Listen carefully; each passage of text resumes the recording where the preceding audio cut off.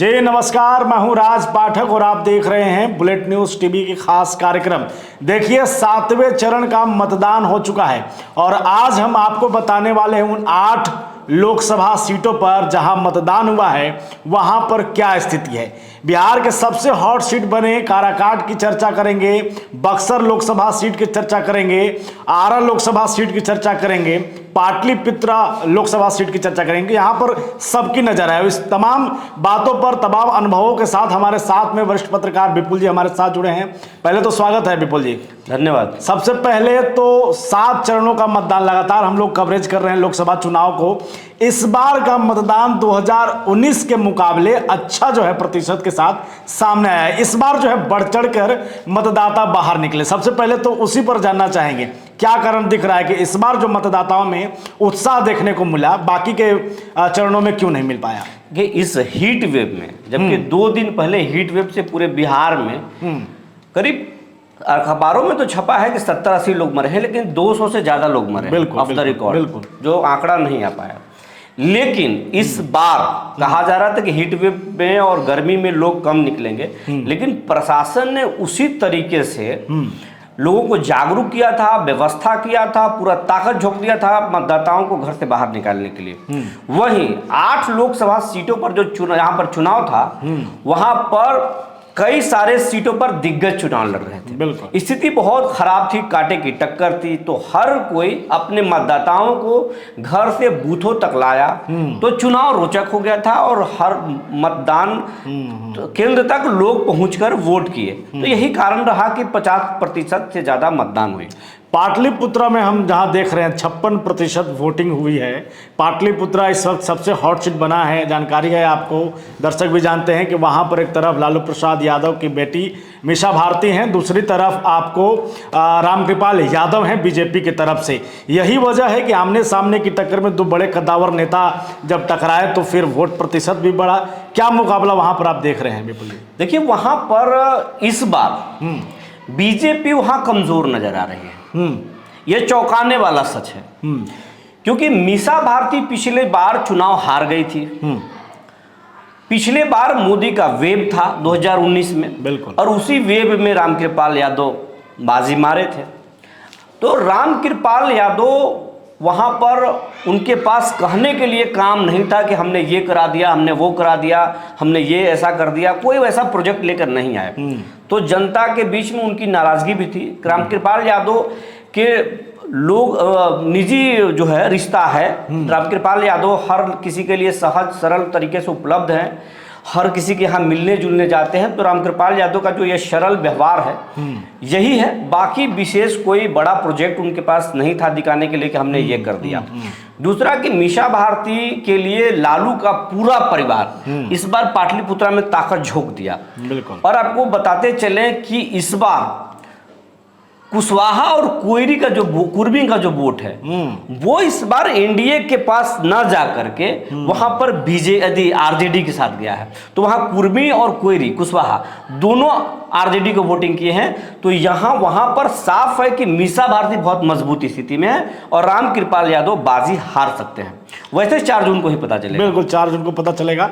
अब बात करें तो दूसरे नंबर पर जो काराकाट लोकसभा सीट है जहां पर 53% से ज्यादा मतदान हुए हैं, उस पर चर्चा करेंगे। त्रिकोणीय स्थिति दिख रही थी विपुल जी, आपको क्या लगा? ग्राउंड पे थे लगातार हम, अगर हम लोग को बात करना चाहिए तो सबसे पहले काराकाट पे ही करना चाहिए था। बिल्कुल। पाटलिपुत्रा से भी ज्यादा, क्योंकि नेशनल चैनल के जो एंकर को आप टीवी में देखते होंगे, जिनको आप कभी नहीं देखते हैं, मेट्रो सिटीज में कभी कभी श्वेता सिंह नजर आती हैं या बड़े बड़े जर्नलिस्ट नजर आते हैं, वो इस बार काराकाट में नजर आए। बिल्कुल। जिन कलाकारों को आप एक झलक पाने के लिए जाते हैं कहीं पे, बाहर जाते हैं, अगर आप उनका कार्यक्रम लेना चाहते हैं तो आपको 15 लाख 20 लाख पेड करना होगा, तब कलाकार आपके पास 2 घंटा के लिए आएंगे। और वो कलाकार काराकाट में गली गली धूप में घूम रहे थे। तो काराकाट में पूरे देश की नजर, मतलब काराकाट चर्चा में आ गया। बिल्कुल, पूरे देश में चर्चा में आ गया। वो बिहार के सभी सीटों से सबसे ज्यादा चर्चा में काराकाट था। तो यहाँ पर काराकाट में ट्रिमुलर फाइट है, क्योंकि देखिए राजा राम सिंह जो सीपीआई एमएलए कैंडिडेट हैं, आरजेडी के हैं, आरजेडी के अलायंस में है सीपीआई एमएल के, वो कुशवाहा जाति से आते हैं। और उपेंद्र कुशवाहा जो हैं एनडीए के जो कैंडिडेट हैं आरएलएमपी के, वो कुशवाहा जाति से आते हैं, बिल्कुल। लेकिन कुशवाहा जाति के बड़े नेता हैं उपेंद्र कुशवाहा।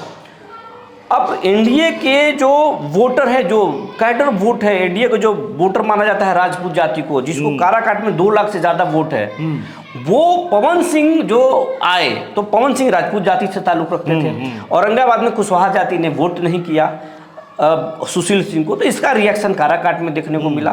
तो राजपूत जाति पवन सिंह के साथ खड़ा हो गया, उनके साथ बहुत बड़ा बैकअप हो गया। ब्राह्मण के वोटों में भी बिखराव हो गया, यादव के वोटों में भी खेसारी लाल और जैसे अनुपमा यादव और प्लस में कई आरजेडी के पर्दे के पीछे बोल रहे हैं, ऑफ द कैमरा बोल रहे हैं। हमसे भी कई नेताओं की बात हुई, तो कई आरजेडी के एमएलए, कुछ पूर्व मंत्री पवन सिंह के लिए वो बैटिंग कर रहे थे, पवन सिंह के लिए कर रहे थे। तो यादव के वोटों में भी 20% बिखराव हुआ है। तो लड़ाई में पवन सिंह भी हैं, पवन सिंह भी लड़ाई में है, लड़ाई से बाहर नहीं है। लोग कह रहे हैं कि भैया 70,000 आप वोट लाएंगे, 1 लाख वोट लाएंगे और एनडीए को हरा देंगे। ऐसा स्थिति नहीं है, क्योंकि हो सकता है कि जीत भी जाए, जो स्थिति जीत भी जाए, या कुछ भी हो सकता है, क्योंकि नवीन नगर में बहुत बड़ा लीड लेंगे पवन सिंह, डेहरी में वो लीड लेंगे, काराकाट में लड़ाई में है, नोखा में अभी स्थिति स्पष्ट नहीं हुई, लेकिन ओबरा में वो हार रहे हैं चुनाव, गोह में वो पवन सिंह हार रहे हैं चुनाव, लेकिन नवीन नगर और डेहरी में अच्छा लीड लेंगे। राजपूत वोटों का जो राजपूत के साथ साथ कई जातियों का वोट थोड़ा थोड़ा उनको मिला है, और 4400 बूथ है, तो पवन सिंह लड़ाई में वहां मजबूत स्थिति में है। उपेंद्र कुशवाहा को कहा जा रहा था कि राजा राम सिंह के तरफ कुशवाहा शिफ्ट कर जाएंगे, क्योंकि एनडीए का वोट अगर बट गया तो कुशवाहा जाति के लोग अपने कैंडिडेट राजा राम को मान करके और उनको जिता देंगे, क्योंकि उनके साथ एमवाई पहले से है। लेकिन ऐसा हुआ नहीं, कुशवाहा जाति में डिवीजन हो गया।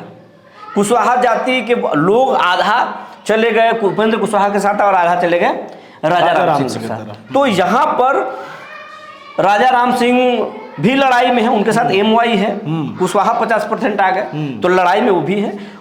और आप उपेंद्र कुशवाहा को भी आप कमजोर मत आकिए, ये चौंकाने वाली बात बोल रहे हैं कि राजपूत जाति कट गया, ब्राह्मण कट गए, लेकिन मोदी का अपना वोट है भाई, साइलेंट वोट है, जो आप जब परिणाम आता है तो आप बोलते हैं कि ईवीएम हैक हो गया। ईवीएम हैक नहीं होता है, ईवीएम हैक नहीं होता है। मोदी का अपना साइलेंट वोट है, जो बोलते नहीं जाकर के वोट कर देते हैं, ईवीएम में बटन चिप देते हैं, तो वो वोटर उपेंद्र कुशवाहा के साथ गए होंगे। तो उपेंद्र कुशवाहा भी बहुत मजबूत लड़ाई में है, कुशवाहा जाति का भी वोट मिल गया, मोदी का भी जो वोट है वो उनको मिलेगा, तो वो भी लड़ाई में है, और राजा राम सिंह भी लड़ाई में। वहां त्रिकोणीय मुकाबला जो हकीकत में कहा जाता है वो त्रिकोणीय मुकाबला है, और वहां बाजी कोई भी मार सकता है। हाँ बिल्कुल, लग रहा है जिस हिसाब से कि काराकाट की जो बात चल रही थी पूरे बिहार भर में हॉट सीट की, इस वक्त जब मतदाता भी बाहर निकले और जिस तरीके से मतदान हुआ है वहाँ पर, ये लग रहा है। एक बस इस पर अपडेट आपसे विपुल जी लेंगे। आज सुबह से जिस तरीके से पवन सिंह का एक पोस्ट वायरल हुआ कि हमने उपेंद्र कुशवाहा को समर्थन कर दिया, उपेंद्र कुशवाहा का एक पोस्ट वायरल हुआ, और इसमें पवन सिंह जो है आनंद फानन में प्रेस कॉन्फ्रेंस करते हैं। क्या लग रहा है आप, ये जो प्रकरण सामने आया, इसका फर्क पड़ेगा क्या? कुछ फर्क नहीं पड़ेगा, ये चुनाव में चलते रहता है। पहले वो पवन सिंह का आ गया कि भाई पवन सिंह उपेंद्र कुशवाहा को सपोर्ट कर दिए, पेशी कर दिए पवन सिंह, उसके बाद में उपेंद्र कुशवाहा का एक पोस्ट वायरल हो गया, तो ये चलते रहता है। इससे मतदाता पर कोई फर्क नहीं पड़ता है, मतदाता बहुत जागरूक हैं, और सोशल मीडिया इसीलिए विश्वसनीय नहीं है। सोशल मीडिया पर बहुत बड़े बड़े जर्नलिस्ट हैं, लेकिन अगर सोशल मीडिया की सबसे बड़ी कमजोरी है तो विश्वसनीयता है। अगर आज विश्वसनीयता अगर हो जाए, सरकार अगर कोई मानक तय कर दे और विश्वसनीयता बरकरार हो जाए, तो सोशल मीडिया क्रांति ला देगा, बिल्कुल। अब जब हम बात कर रहे हैं लगातार 8 लोकसभा सीटों पर, तो फिर एक हॉट सीट और भी है आपके बगल में, वो है बक्सर लोकसभा सीट, जहां पर भी कहा जा रहा है कि एक तरफ एनडीए से मिथिलेश तिवारी हैं, सुधाकर सिंह राजद से हैं, और तीसरे नंबर पर जो काफ़ी चर्चा में है पूरे देश भर में, वो है IPS आनंद मिश्रा, जो कि निर्दलीय थे। क्या स्थिति है वहाँ? आपको यहाँ पर बता देते हैं, बीजेपी के जो वहाँ कैंडिडेट हैं वो है मिथिलेश तिवारी, और मिथिलेश तिवारी को मोदी कैबिनेट के मिनिस्टर अश्विनी चौबे का टिकट काट के उनको मिला दिया गया। बिल्कुल। तो अश्विनी चौबे बोल नहीं रहे हैं, लेकिन कहीं ना कहीं उनका जो पूरा कुनबा है वो नाराज है मिथिलेश तिवारी से, और यहां पर ब्राह्मण वोटों में बिखराव हुआ है। आनंद मिश्रा ब्राह्मण लॉबी में बहुत तेजी से पॉपुलर हुए, प्लस अन्य जातियों का भी उनको समर्थन मिला और बहुत लोग, उनका फैन फॉलोइंग बहुत है। तो आनंद मिश्रा भी अच्छा वोट वहां काट रहे हैं, जो एनडीए के वोटों में बिखराव है, तो वहां कमजोर हो रहे हैं। दूसरा कि सुधाकर सिंह वहां आरजेडी के कैंडिडेट है और सुधाकर सिंह मंत्री रहे नीतीश कुमार के कैबिनेट में और वो राजपूत जाति से ताल्लुक रखते हैं। राजपूत वहां 100% उनको वोट नहीं किया, लेकिन 50% राजपूत सुधाकर सिंह के पक्ष में चले गए हैं। तो यहां पर दो डबल नुकसान हुआ है। एक हो गया है कि आनंद मिश्रा वोट काट रहे हैं एनडीए का, और दूसरा कि एनडीए का वोट जो है, राजपूत जाति का वोट जो है, वो सुधाकर सिंह काट रहे हैं। तो यहां पर बहुत खराब स्थिति है, पेचीदा मामला हो गया है। वैसे कहा जा रहा है कि मोदी का मैजिक चलेगा, मोदी के साइलेंट वोटर मिथिलेश तिवारी को नैया पार लगाएंगे, लेकिन यहाँ बहुत कांटे की टक्कर है और स्थिति यहाँ पर सुधाकर सिंह मजबूत स्थिति में दिख रहे हैं। चलिए, तो जो दर्शक इंतजार कर रहे थे पिछले 2 महीने से कि बिहार की जो राजनीति है, खासकर देश की जो राजनीति है, 400 पार का नारा, केंद्र में इंडिया गठबंधन अपने तरफ से जो दावा करे थे, इन तमाम चीज़ों पर आज विराम लग चुका है। सभी का फैसला अब लगभग ईवीएम में कैद हो चुका है और 4 जून को ये फैसला होगा। इसमें बस एक, चूंकि बिहार से रिलेटेड है, बिहार पर बस एक आंकड़ा ये लेंगे, 40 लोकसभा सीटों में विपुल जी आपके अनुसार हमारे दर्शकों के लिए क्या दिख रहा है, क्या मामला है, कितने सीटों पर किसकी बढ़त दिख रही है इस वक्त? सबसे पहले तो हम 8 जो लोकसभा सीटों पर आज आखिरी चरण में चुनाव हुआ, तो वहां पर आपको बताते चले, यहां 50-50 का गेम है।